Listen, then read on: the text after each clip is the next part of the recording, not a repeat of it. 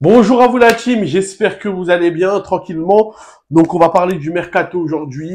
Donc il y a des pistes qui se concrétisent, on va en parler, on va les énumérer de fond en comble. Mais avant de commencer par cela, place produit.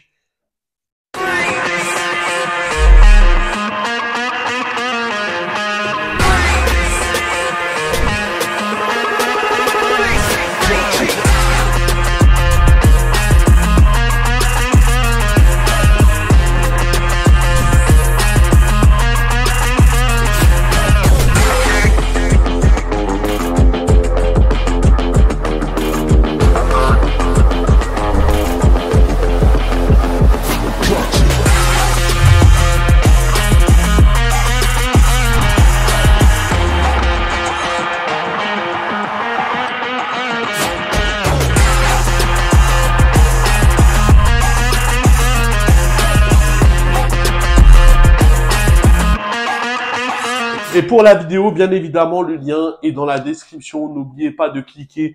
Comme je vous ai dit, c'est comme Ultimate Team sur FIFA. Vous faites une équipe, vous la montez petit à petit. Vous achetez des packs, vous affrontez des personnes d'autres communautés. Franchement, c'est un jeu qui est attractif.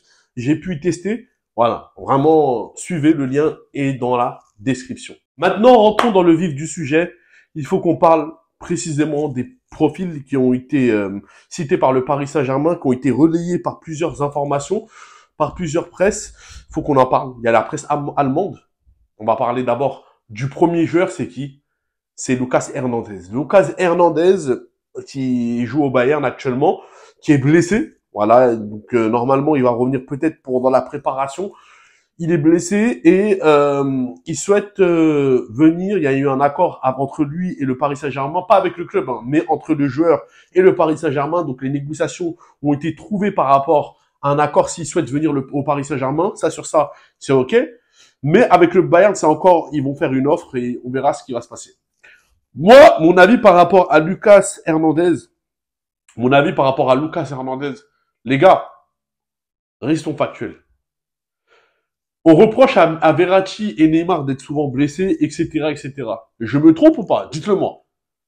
OK? On a Kimpembe qui est blessé, souvent problème de dos, Nuno Mendes qui se blesse souvent aussi. Danilo un peu quand même aussi, hein, faut dire la vérité. On a aussi qui d'autre? On a Skriniar qui va venir peut-être, si sa visite médicale se passe bien. Il a des soucis de dos, ça fait quand même quelques mois maintenant. Et là, vous voulez ramener Lucas Hernandez qui a une grosse blessure, on sait même pas ce que ça va en découler par la suite à cause de cela. Et là, vous voulez qu'il vienne au Paris Saint-Germain, les gars. Non, mais après, à un moment, ne vous étonnez pas aussi, parce que dans ce cas-là, si on fait ça, faudra plus reprocher à Neymar et à Verratti d'être souvent blessés. Parce que là, en fait, Campos, ce qu'il veut essayer de faire, c'est de ramener un autre blessé. Après, on va encore se plaindre, on aura encore des problèmes d'effectifs par rapport au fait qu'il y a des joueurs qui sont souvent blessés. Eh, les gars, faut pas se plaindre. Là, la blessure qu'il a eue au genou, c'est très dur de s'en remettre. Et les blessures comme ça enchaîne souvent encore d'autres blessures encore par la suite. Vous vous en rappelez, R9? Rappelez-vous, R9. R9, il n'a pas enchaîné de blessures après par la suite. Ça enchaîne souvent. Les gars, arrêtons les conneries. Là, Campos, je ne sais pas ce qu'il veut essayer de faire. Je ne comprends pas. Va prendre des autres défenseurs centraux. Il y en a plein sur le marché. Tu peux en recruter. Je ne comprends vraiment pas pourquoi il faut qu'on prenne à tout prix Lucas Hernandez alors qu'il se blesse tout le temps. Là, maintenant, ça sera plus le Paris Saint-Germain, ça sera le FC Infirmerie. Et après, vous allez encore vous plaindre, lui, je ne sais pas quoi. Non. Lucas Hernandez, faut pas qu'il vienne au Paris Saint-Germain, les gars. Non, faut qu'on arrête les conneries. Moi, je suis désolé, faut qu'on arrête les conneries. Non. Et non! Faut qu'on arrête. C'est quoi ça? Donc, ça veut dire que le joueur, il va venir, comme ça. Bon, son salaire avoisinant, on va dire 10 millions d'euros encore une fois. C'est bon. Non. Donc, moi, si Lucas Hernandez, il vient, je veux plus vous entendre parler des blessures de Neymar et de Verratti. Je veux plus qu'on entende parler, je veux plus entendre parler de ça. On est clair ou pas par rapport à ça? Donc voilà, moi, mon avis, c'est qu'il n'a pas à venir au Paris, il vient pas au Paris Saint-Germain, en vue de ses blessures et tout, après on va encore se plaindre, il doit pas venir au PSG. Faut qu'on arrête. À un moment, faut qu'on prenne des jeunes, faut qu'on prenne des joueurs à devenir. Il y a Guardiola qui est là. Bon, même si c'est trop cher, il y a des joueurs qu'on peut recruter. Il y a Kim Min-jong, le joueur de Naples. T'as des défenseurs centraux que tu peux recruter. Je suis désolé, faut arrêter ça. C'est quoi ça? Je suis désolé. À un moment, faut qu'on arrête les conneries. Non, je suis désolé. On va pas prendre un joueur comme ça. Je suis désolé. Un joueur qui se blesse, on sait même pas. En plus, c'est pas régulier, hein, Hernandez, hein, avec le Bayern. C'est pas régulier du tout. Donc, moi, franchement, je sais pas. Moi, je veux pas d'Hernandez, malgré qu'il a fait du bien avec l'équipe de France, malgré que ça a été très bien avec l'équipe de France. Mais restons clairs, les gars. Non, non, non, non, non, non. Ah là là. Moi, ça va me faire rire, moi. Quand j'entends, je suis parti sur Twitter, je suis parti dans les réseaux sociaux, on me dit, bah, pourquoi pas? Mais pourquoi pas de quoi? Pourquoi pas de quoi? Bah, dans ce cas-là, ne nous plaignons pas des blessés qu'on a au Paris Saint-Germain. Tout simplement. Ugarte. Ugarte, le joueur de Sporting Lisbonne. Il faut qu'on en parle. Je pense que vous savez de qui on parle. Vous savez c'est quel genre de joueur. Il faut qu'on en parle réellement parce que, en réalité, voilà, c'est un joueur uruguayen qui a fait une très très bonne saison, qui a été plutôt bon. D'ailleurs, il a fait un très bon match avec la Ligue Europa. Très très bien. On ne dit pas le contraire. Mais les gars, 60 millions d'euros quand même. Qu'est-ce qu'il a fait pour vouloir 60 millions d'euros? Qu'est-ce qu'il a fait? Non, faut qu'on arrête ça aussi. Je suis désolé. Là, t'as Ibrahim Sangaré qui vaut 37 millions. T'as Brozovic que tu peux prendre à prix cassé par rapport au fait que l'Inter, ils ont des problèmes économiques. T'as plein de joueurs que tu peux recruter en réalité au poste au poste devant la défense. T'as plein de postes que tu peux recruter et que tu peux avoir. T'as Caicedo. T'as Palhinha. Palhinha qui est un Portugais. Palhinha, pourquoi on se met pas sur lui? Palhinha, il est bon, il est technique. Il est très bon dans les duels. Il est très bon dans l'anticipation. Palhinha, au moins, on peut le prendre. Mais Ugarte, il a fait une saison, ça y est, maintenant 60 millions. Ça a fait comme Vitinha. Vitinha, 40 millions.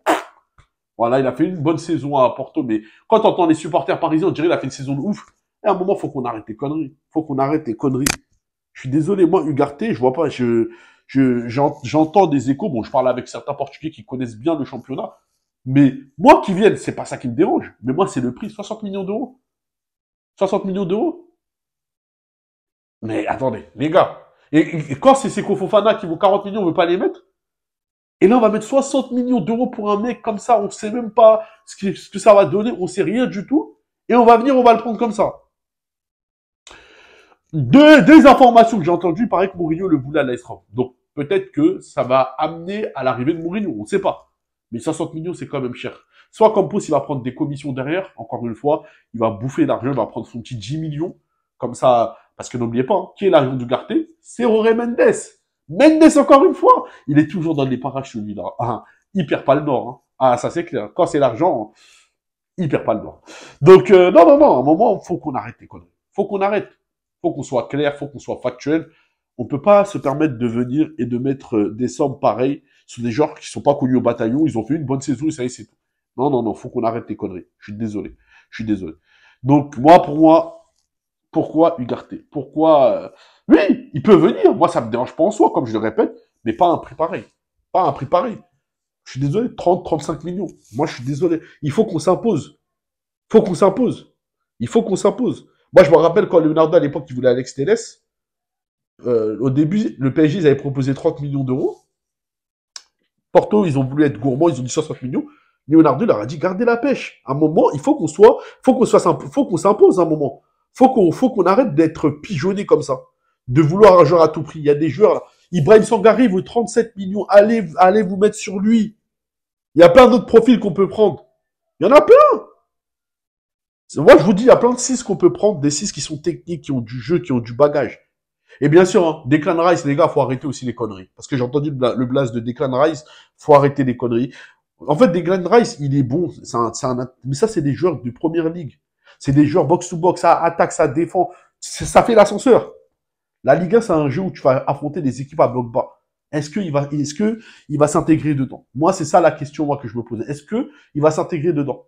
Ça, faut qu'on soit réel par rapport à ça. Est-ce qu'il va vraiment s'imposer dedans? Voilà. En plus, intrinsèquement, techniquement, Declan Rice, c'est pas ça. Lui, c'est un jeu box-to-box, c'est un jeu brut, c'est ça. Eux, c'est pas la même chose, en fait. C'est pas pareil que la Ligue 1. La Ligue 1, c'est un jeu qui est très, on joue derrière, on doit créer le jeu pour créer de l'espace face à des blocs serrés. Tu dois créer le décalage. C'est pas avec Declan Rice qui est très très bon. Lui, c'est un joueur qui peut être bon pour Liverpool, pour Manchester United, pour des clubs comme ça. Mais les gars, faut qu'on arrête aussi les conneries. Arrêtons de dire des choses. Chaque joueur a son contexte, chaque joueur a sa culture de jeu. Et ça aussi, ça prend en considération. Comme il y en a, ils m'ont cité aussi Kimmich qui peut être très très bon joueur. Mais le problème, c'est que moi, ce que j'ai peur avec les joueurs allemands, après, c'est mon avis, ça reste que mon avis, c'est que les joueurs allemands, ils ont du mal après de partir à l'étranger. Beaucoup de joueurs allemands, ils ont du mal quand ils vont à l'étranger. Donc c'est vraiment compliqué. Moi, j'ai très peur moi aussi pour Kimmich. Moi, j'aimerais bien une chaise musicale. Le Barça, ils prennent Kimmich et nous, on prend De Jong. De Jong, oh là là. Les 80 millions, je les mets sur De Jong. Je les mets sans les yeux fermés. Parce que là, tu as réglé au moins, t'as réglé au moins 30% de tes problèmes au Paris Saint-Germain. Au moins 30% de tes problèmes. Plus même, plus que ça, au moins 40% de tes problèmes. Donc moi, je sais pas ce que vous en pensez. En tout cas, le Paris Saint-Germain, ils ont intérêt à vite s'activer. Et c'est maintenant que tout doit commencer. Pour terminer, je voulais parler aussi du mercato. Je voulais parler des coachs, plus précisément. Moi, comme vous savez, ma priorité, c'est José Mourinho. Parce que pour moi, pour conclure par rapport à cette vidéo, c'est lui qui peut rebâtir cette équipe. On a pu voir ce qu'il a pu faire avec Chelsea en 2004, en ramenant que des joueurs pro. Thiago, il a ramené Makelele, il a ramené Drogba, il a ramené Paulo Ferreira, Bosingua. Il a fait une vraie équipe avec Djoko, avec Robben, il a fait une vraie équipe. Il a fait la même chose avec l'Inter. Bon, l'Inter, il a juste ramené Schneider et Diego Milito qui venait de Real Saragosse. Et le Real aujourd'hui, une grande partie, si le Real est fort comme ça, c'est une grande partie grâce à Mourinho. Mourinho, parmi les joueurs qu'il a ramenés, il y a Di Maria, qui a été très bon Coupe du Monde, la Ligue des Champions 2014, et d'ailleurs même aussi la Coupe du Monde 2014, il est venu chez nous, on sait très bien ce que ça a donné. Xabi Alonso, qui est provenance de Liverpool, Kedira, il avait ramené aussi parmi les joueurs, rappelez-vous bien, les joueurs qu'il a ramenés aussi, il y avait Juan Trao, qui a pu mettre une concurrence à Marcelo, et il a pu aussi essayer de tirer le potentiel de Benzema. Vous voyez, il a changé le jeu même de Cristiano Ronaldo, sa manière de voir les choses, ses déchets techniques à Cristiano Ronaldo. Il a travaillé cela, afin que Cristiano Ronaldo soit qu'une machine à marquer. Mourinho, je pense que ça peut être un très bon profil. Et pourquoi pas. Aujourd'hui, si aujourd'hui le Real, ils ont gagné aujourd'hui 4 ligues, 5 ligues des champions ces dernières années, Mourinho a une grande part de responsabilité derrière. Parce que c'est lui qui a monté l'équipe. C'est lui qui a mis les fondations. Un Real qui était vraiment désastreux. Chaque année qui se faisait éliminer par Lyon. Rappelez-vous bien, Arsenal 2006 et Lyon, il se faisait éliminer. Chaque année, c'était Mourinho, il a remonté cette équipe. Et moi, Mourinho, j'ai confiance en lui. Après, c'est pas un coach à long terme. C'est 2-3 ans, pas plus. Après, il part. Parce que c'est vrai que Mourinho, quand il reste trop longtemps après, c'est là que ça commence vraiment les embrouilles. En fait, Mourinho, il doit rester 2-3 ans. Il remonte une équipe bien et après, il se taille. Il part. Sinon, voilà. Après, ça parle de Gallardo. Gallardo, deuxième solution. Et voilà, pour moi, voilà, par rapport à cette vidéo. Surtout, les gars, n'oubliez pas de vous abonner, liker, partager. Abonnez-vous sur tous les réseaux sociaux. Donnez de la force, les gars, c'est très, très important. Sur tous les réseaux sociaux, Instagram, TikTok, YouTube, Twitch aussi. Je vais tout mettre en lien dans la description. Ultimate Champions, le jeu que je vous ai montré en début de cette vidéo, en introduction. Allez-y, c'est un très très bon jeu, vous allez kiffer, comme je vous ai dit. Et voilà, j'ai fait le tour de tout ça. Donc voilà, tous les liens sont dans la description. Et sur ce, passez une bonne journée. On va faire un live TikTok, on va essayer de rentrer de fond en comble plus dans les détails par rapport à ce qu'on pense des recrues sur TikTok. Donc ça sera vers les alentours de 19h, à peu près 19h, 18h. Je n'ai pas d'heure précise, mais restez branchés. Sur ce, passez une bonne journée et allez parler.